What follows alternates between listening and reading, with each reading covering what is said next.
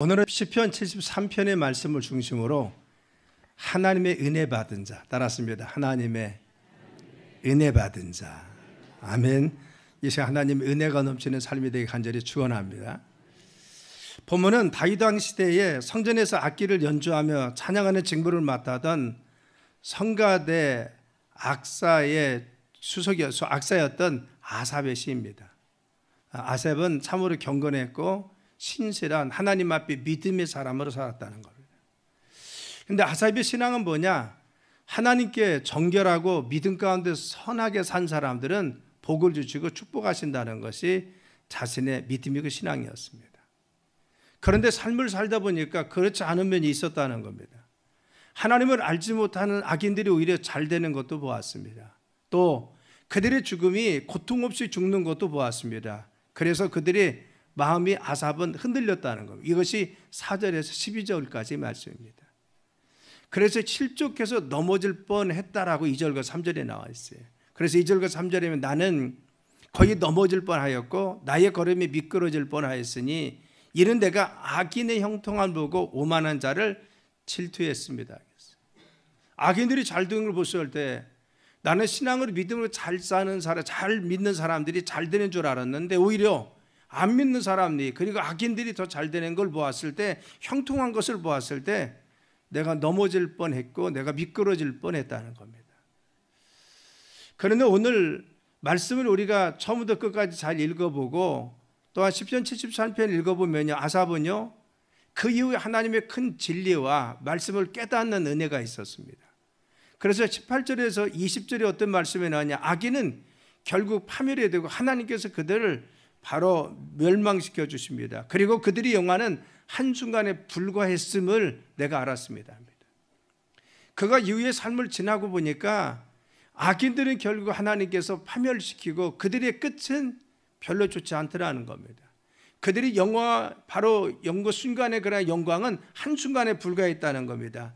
그런데 반면에 하나님을 섬기면서 의롭게 산 사람들, 하나님 앞에 온전히 섰던 사람들, 하나님께서 끝까지 그들을 지켜주셔서 어려움이 있었지만 힘든 것이 있었지만 후에는 영광 가운데 그들을 인도하여 주시더라는 겁니다.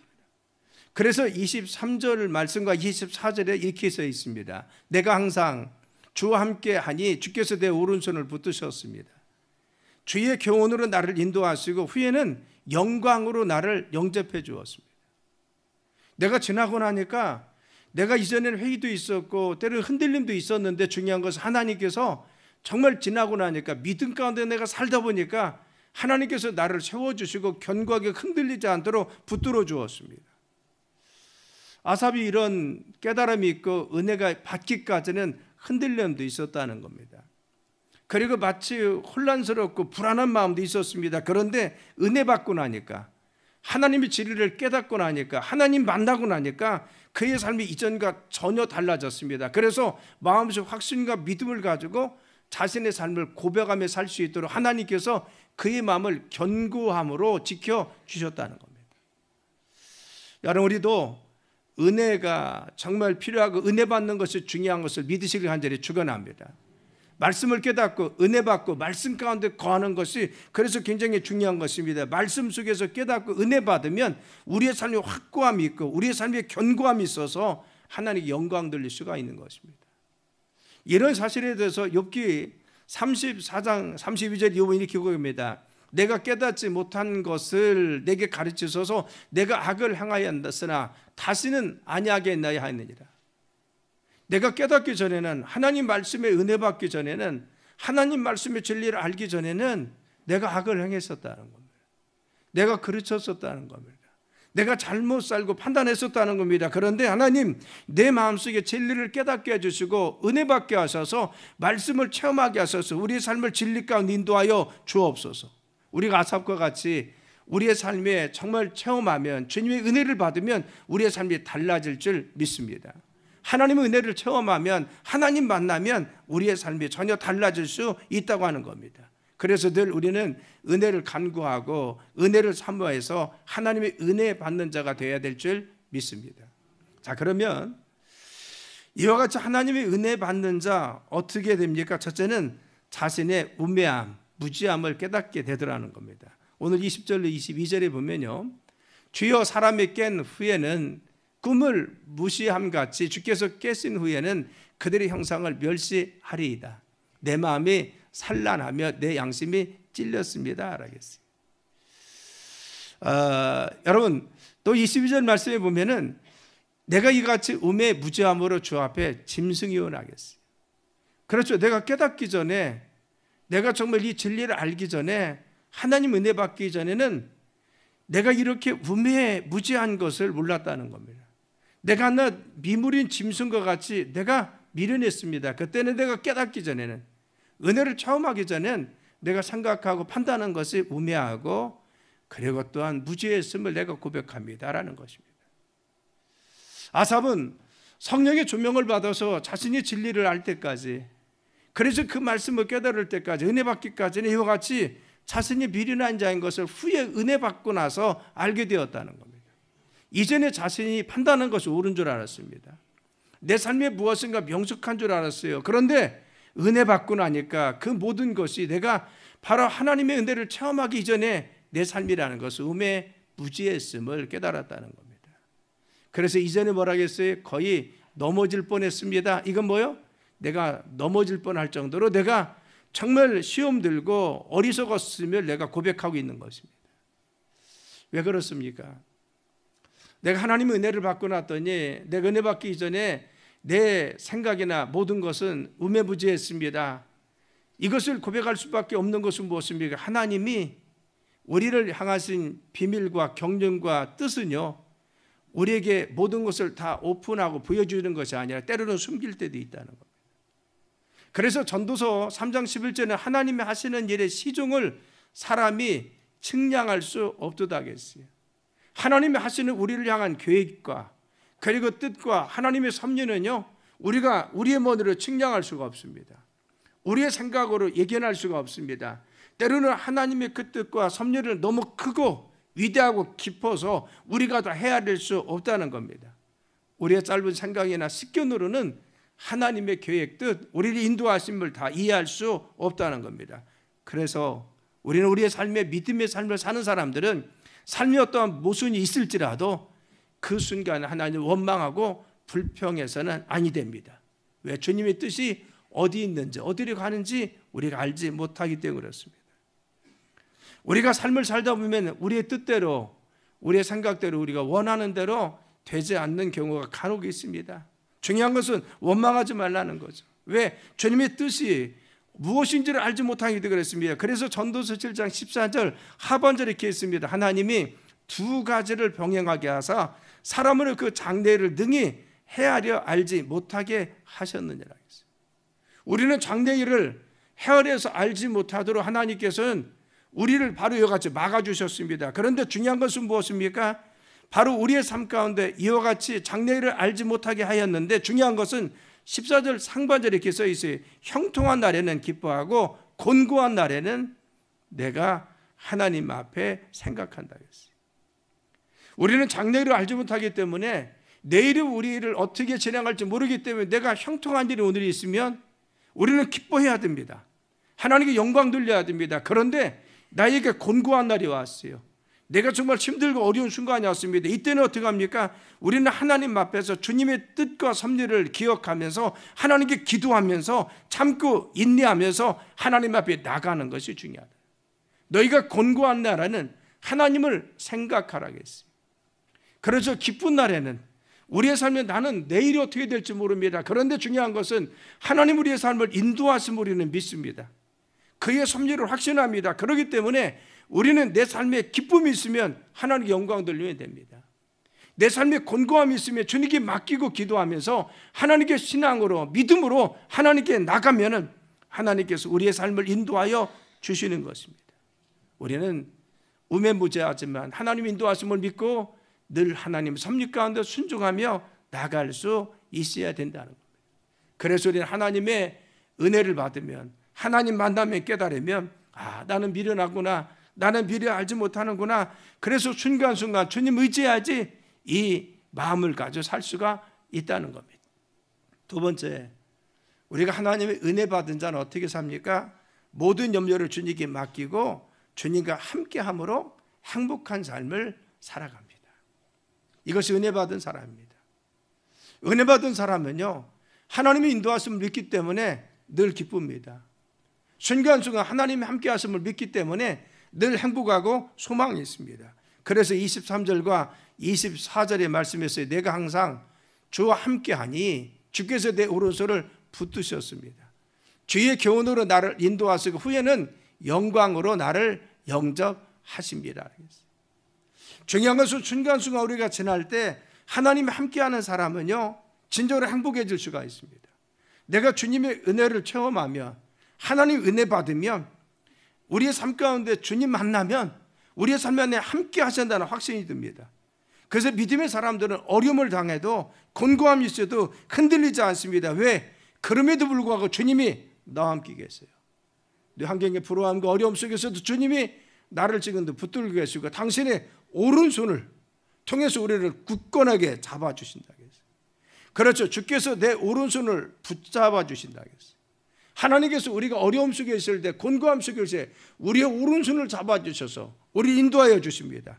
그리고 주의 교훈으로 나를 인도하시고 후에는 영광으로 나를 영접하여 주신다. 영광 가운데 우리의 삶을 인도할 줄 알기 때문에 우리가 어떤 순간에도 우리가 힘들고 어려울지라도 주님을 의지하며 살 수 있다는 겁니다. 그래서 우리 믿음의 사람들은 현실적으로 막막하고 어려움이 있을지라도 포기하지 않고 담대히 나갈 수가 있습니다. 왜? 주님이 나와 함께 하시기 때문에 그렇습니다. 여러분, 이사야서 보면은 하나님께서 우리가 물 가운데 지날지라도 물이 우리를 침몰치 못하게 하시고, 우리가 불가루들을 통과할 때도 불이 우리를 사르지 않도록 하나님께서 우리를 지켜주신다고 했어요. 너는 내 것이니라. 내가 너를 구속하였고 내가 너를 지명에 불렀으며, 그렇죠, 우리를 구속하였고 우리를 지명에 부르시고 우리를 만드시고 창조하신 하나님께서 우리를 내 것이라고 말씀하시고 우리를 보호하시고 지켜주신다고 말씀하여 주었어요. 그래서 시편 23편의 말씀에 보면은 여호와가 우리의 목자 되시는데 사망의 음침한 골짜기를 다닐지라도 우리가 해를 두려워하지 않을 것은 주께서 나와 함께하여 주심이니라. 여러분, 주님께서 우리 아들 함께 하심을 믿으시길 간절히 축원합니다. 그래서 주님이 함께 계십니다. 그래서 시편 16편 8절에는 내가 여호와를 항상 내 앞에 모시며 그가 나의 오른쪽에 계심으로 내가 흔들리지 않는다. 나는 주님을 늘 항상 내 앞에 모십니다. 내가 힘들어도 주님 의지하고 기도하고 말씀 가운데 있고 예배드리고 어려움 속에서도 막막함 속에서도 내가 기쁠 때도 늘 주님을 내가 찬양하고 경배하고 기도하고 말씀 가운데 있고 늘 주님을 내 앞에 모시고 있는 자, 그들은요 오른쪽에 주님이 늘 계세요. 하나님이 내 오른쪽에서 우편에서 그늘 되셔서 우리를 늘 지켜주실 줄 믿습니다. 그래서 주님이 나와 함께하기 때문에 그는 흔들리지 않는다고 말씀하여 주었습니다. 또한 24절에는 후에는 영광으로 나를 영접하여 주신다라고 오늘 말씀했어요.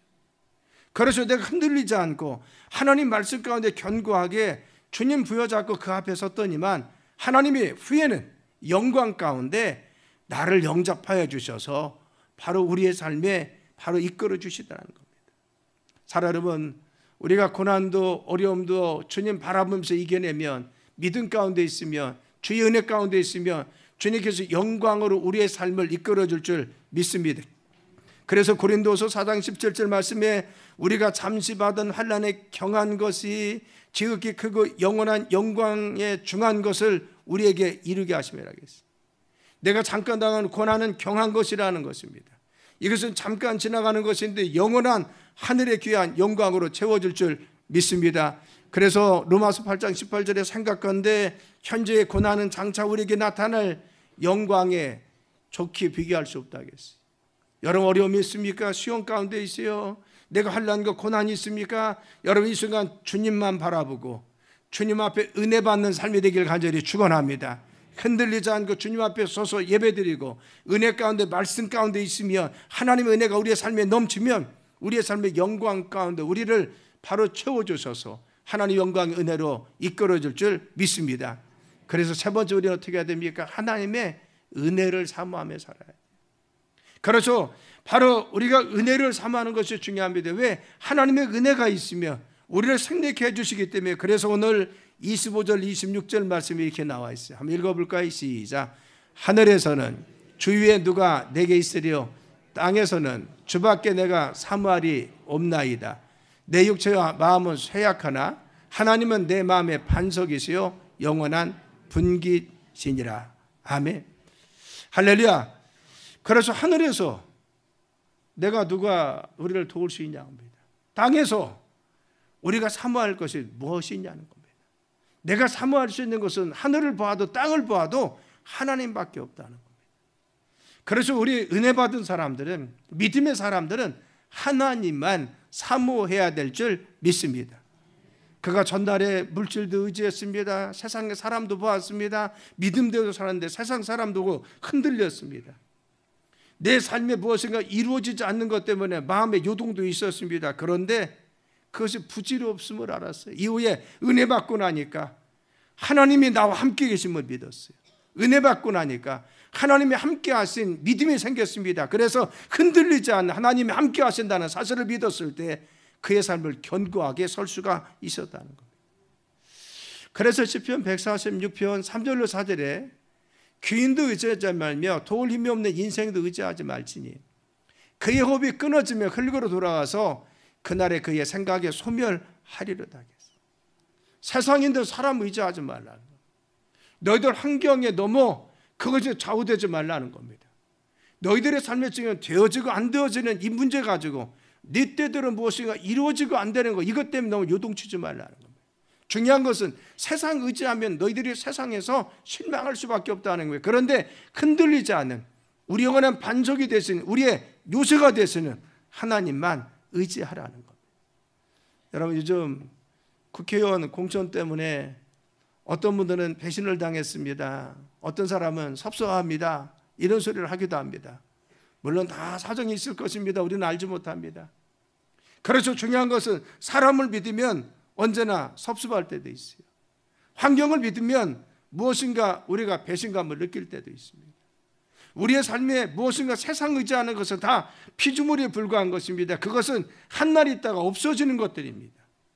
바로 변하는 것입니다. 그러나 영원히 변치 않는 분이 있습니다. 하나님인 줄 믿습니다.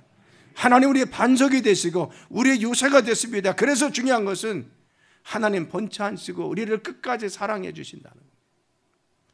시편 27편 10절이면은 내 부모는 나를 버렸으나 여호와는 나를 영접하시리라. 우리의 부모도 우리를 잊어버릴 수 있다는 겁니다.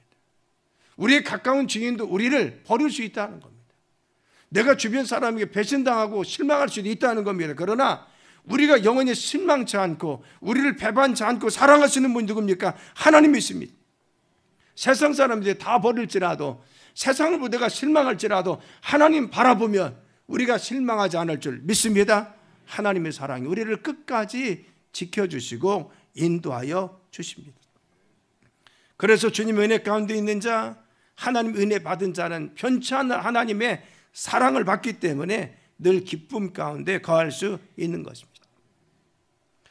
오늘 27절과 28절에 그러면은 하나님 멀리한 사람은 누구냐? 어떤 삶을 사느냐? 무릇 주를 멀리하는 자는 망한다 하겠어요.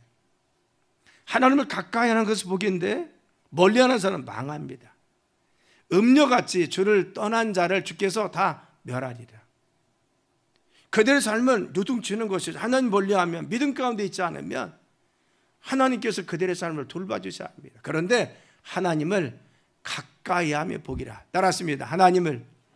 하나님께 가까이함이 내게 보기라. 할렐루야. 너희가 하나님 떠나면 멸망할 수 있지만 하나님을 가까이 하라는 겁니다. 하나님을 가까이 우리가 보게 되고 내가 주 여호와를 나의 피난처로 삼아 주의 모든 행적을 전파하려 하겠어요. 하나님 가까이 하면 믿음의 삶 가운데 주님께서 인도할 줄 믿습니다. 우리가 기차를 보면요, 기관차가 있고 객차들이 있습니다.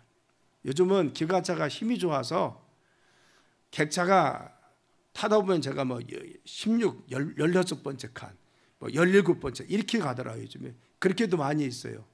그게 많이 웃습니다. 미국 가면 뭐 100개도 달고 다니지만 굉장히 많이 있습니다. 그런데 기관차에 객차는 연결되어 있을 때만이 동력을 받아 나갈 수 있습니다. 중요한 것은 기관차에 객차가 떨어지면요, 떨어지는 순간 동력을 잃어버려서 더 이상 전진할 수 없는 것입니다. 우리의 힘은 누굽니까? 하나님이십니다. 내가 주님 안에 있으며 주님이 나와 함께 계시며 주님이 내게 힘을 주시며 주님이 은혜 주시며 어떠한 것도 주님의 힘으로 이겨낼 줄 믿습니다. 시련도 이겨내고 환난도 이겨내고 어려움도 이겨낼 수 있어요. 엘리야가 갈멜 산상에서 혈혈단신으로 850명의 아세라 신을 섬기는 자들과 바알 신을 섬기고 있는 제사장들과 영적 대결을 합니다. 그 외로운 싸움에서 하나님만 의지했습니다. 하나님께 정결하게 구분해서 예배드리고 하나님께 기도하고 하나님께 바라봐서 간구하고 하나님의 도우심을 구했습니다. 그랬더니만 하늘에서 불을 내려서 바로 이방 신을 섬기는 제사장들을 모두 바로 물리치고 하나님의 살아계심을 증거할 수가 있었어요. 하나님 바라봤더니만, 하나님께 간구했더니만, 하나님만 온전히 쳐다봤더니만 하나님 불을 내려주셔서 능력 가운데 붙들어 주셨습니다. 우리의 삶도 그렇습니다. 우리가 어떤 어려움 속에 있을 때, 우리의 사병으로 우겨싸움을 당할 때 중요한 것은 하나님 바라보면 주님께서 능력 가운데 우리와 함께 계실 줄 믿습니다. 주님이 힘주시고 능력 주십니다. 그래서 로마서 8장 28절에 이와 같이 구복했어요. 우리가 알거니와 하나님을 사랑하는 자 곧 그의 뜻대로 부르심을 입은 자들은 모든 것을 합력하여 선을 이루느니라. 우리의 삶 가운데 주님 바라보며 하나님 사랑하고 믿음 가운데 늘 주님께 열망하고 하나님만 바라보고 믿음으로 사는 자들은 모든 것을 합력한다고 했어요. 협력하는데 무엇입니까? 어려운 일도 있고 우리 삶에 곤고함도 있고 잘된 것도 있습니다. 우리의 뜻대로 안 된 것도 있고 더 된 것도 있습니다. 그런데 지나고 나니까 하나님을 사랑하는 믿음 가운데 바라보고 흔들리지 않고 오직 믿음으로 바로 살았더니만 모든 것이 합력해서 선을 이루도록 주님의 축복으로 인도하여 주시는 것입니다. 여러분, 우리가 순간순간 우리의 과정을 보고 실망하지 말자는 겁니다. 지금 순간에 우리의 당면한 문제를 보고 낙심하지 말자는 겁니다. 믿음의 사람들은 그래도 지금도 나와 함께 계신 하나님, 내 삶의 능력이 되신 하나님, 나에게 은혜 주신 하나님, 그 은혜 가운데 어려울수록 더 나와서 찬양하고 기도하고 힘들수록 더 금승함 주님께 매달리고 예배드리고 기쁘면 하나님께 찬양하고 경배드리고 믿음으로 살다 보면 주님께서 모든 것은 다 합력해서 바로 협력해서 우리의 삶을 축복으로 선으로 인도할 줄 믿습니다. 그래서 로마서 8장 31절에 이렇게 고백합니다. 하나님이 우리를 위하시면 누가 우리를 대적하리라. 하나님께서 우리와 함께 계시기 때문에 하나님을 사랑하는 자 모든 것이 협력하여 선을 이루어 인도하시기 때문에 하나님이 우리를 위하시며 하나님은 내 편이 되시고 하나님께서 우리와 함께 해주시고 예배 드릴 때마다 그리고 은혜를 사모할 때마다 주님이 나를 만나주시고 은혜 받는 자 하나님께서 우리를 대적하지 못하도록 우리의 삶을 인도할 줄 믿습니다. 그래서 하나님을 사랑한 자는 아무도 대적하지 못해요. 그래서 마귀도 죄도 환난도 핍박도 그 무엇도 질병도 우리를 대적하지 못하고 승리하도록 인도할 줄 믿습니다. 그러므로 우리는 끊임없이 하나님의 사랑을 간구하고 사모하는 마음을 가져야 됩니다. 그렇다면 아삽은 이 깨달음의 은혜를, 이 은혜를 언제 받았습니까? 그가 이토록 자신의 삶에 정말 전환되었던 터닝 포인트가 어디 있었습니까? 우리는 16절과 17절 말씀을 보면 그 비결이 나와 있어요. 16절 17절 읽습니다. 시작. 내가 어쩌면 이를 알까 하여 생각한즉 이것이 내게 심한 고통이 되었더니 하나님의 성소에서 들어갈 때야 그들의 종말을 내가 깨달았나이다. 아멘. 나는 이와 같이 정말 내 마음속에 그들이 잘 되는 걸 보고 번민이 있었다는 겁니다. 내 마음속에 흔들림이 있었는데 언제? 하나님의 성소에 들어가니까 하나님이 은혜 주셔서 그 진리를 알게 하셨어요. 아, 그렇구나. 하나님의 진리는 그렇구나. 하나님 내 삶을 그렇게 인도하시는구나. 아, 내 삶에 그런 기쁨을 주시는구나. 그것을 하나님의 성소에 들어갔을 때 깨달았다는 거예요. 여러분, 그렇습니다. 아삽은 자신의 삶 가운데 이런 깨달음, 이 은혜는 성소에 있으니까 예배 드릴 때, 하나님께 기도할 때, 하나님 말씀 가운데 있을 때 하나님이 그에게 은혜 주셔서 이 은혜를 체험하게 하시고 깨닫게 해주셔서 그의 삶에 놀라운 은혜 가운데 이후의 삶을 하나님께 찬양하며 살게 하더라는 겁니다. 우리의 삶이 하나님 예배 드릴 때마다, 하나님께 기도할 때마다, 하나님께 나올 때마다 이와 같은 은혜가 넘치길 간절히 축원합니다. 따랐습니다. 주여 은혜 주옵소서. 믿습니까?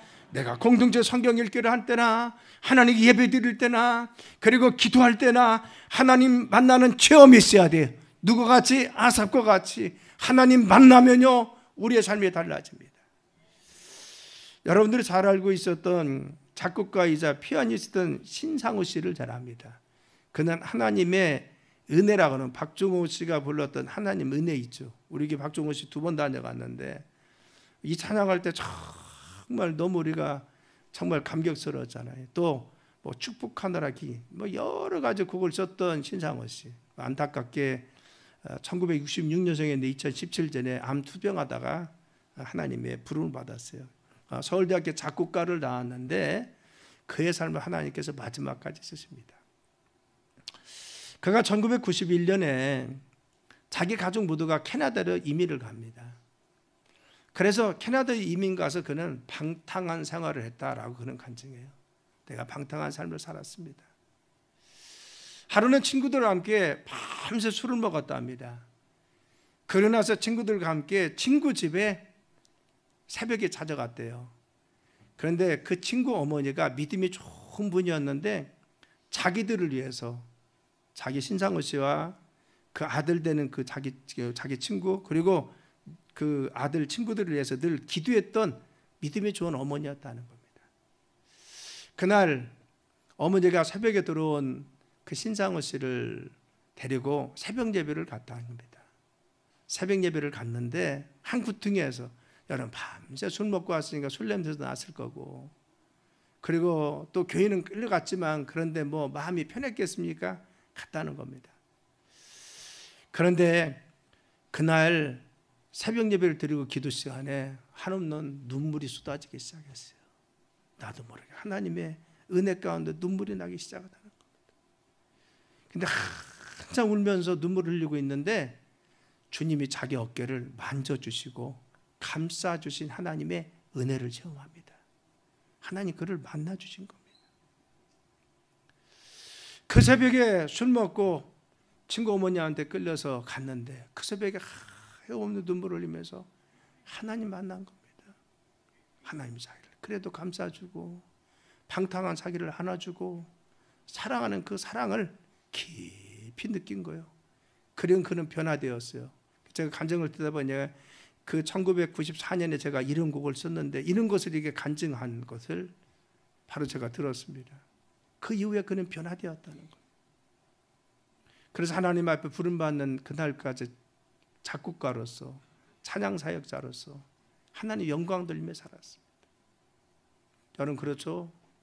우리가 어떤 처지에 있었을지라도, 우리가 어떤 모습에 있던데 주님의 존재에 오면 주님은 우리를 사랑하시는 줄 믿습니다.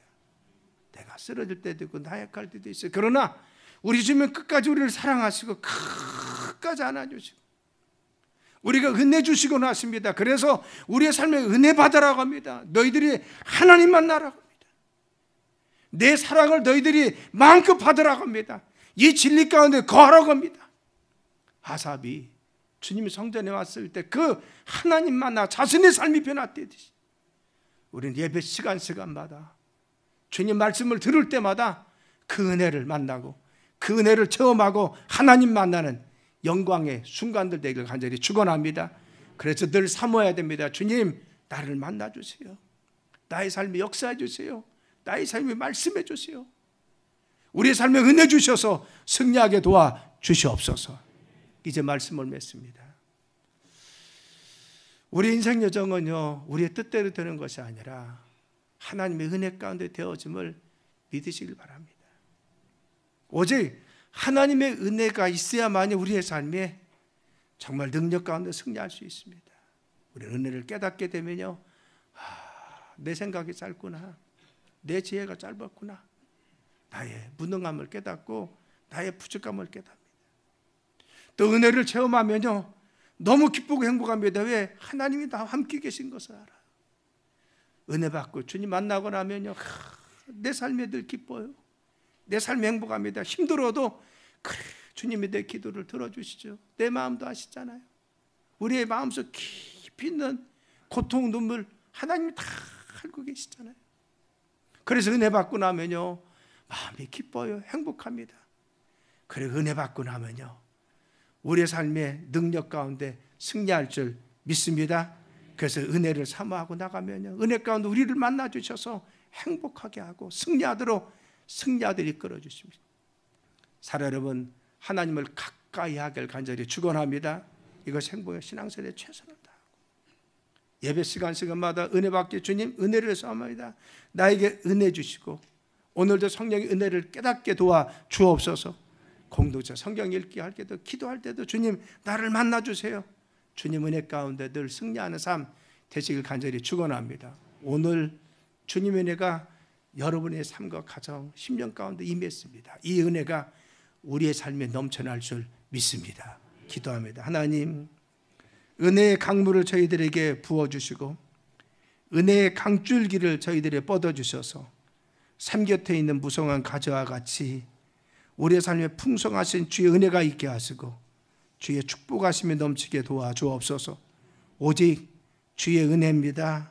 주의 은혜로 살게 도와주시고 오직 주님의 능력입니다. 주의 능력 가운데 거하는 저희들의 삶이 되도록 이끌어 주옵소서.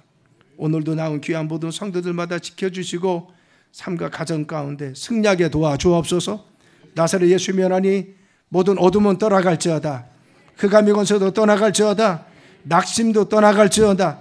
원망도 떠나갈지어다. 시기와 질투도 떠나갈지어다. 하나님 함께 하심을 믿고 담대히 서게 도와주옵소서. 눈물은 부서질지어다. 쇠비증은 무너질지어다. 모든 험한 산은 평지가 될지어다. 하나님 저희들이 대로를 열어주시고 승리하도록 이끌어 주옵소서. 예수님의 이름으로 간절히 기도드려 싸움나이다. 아멘.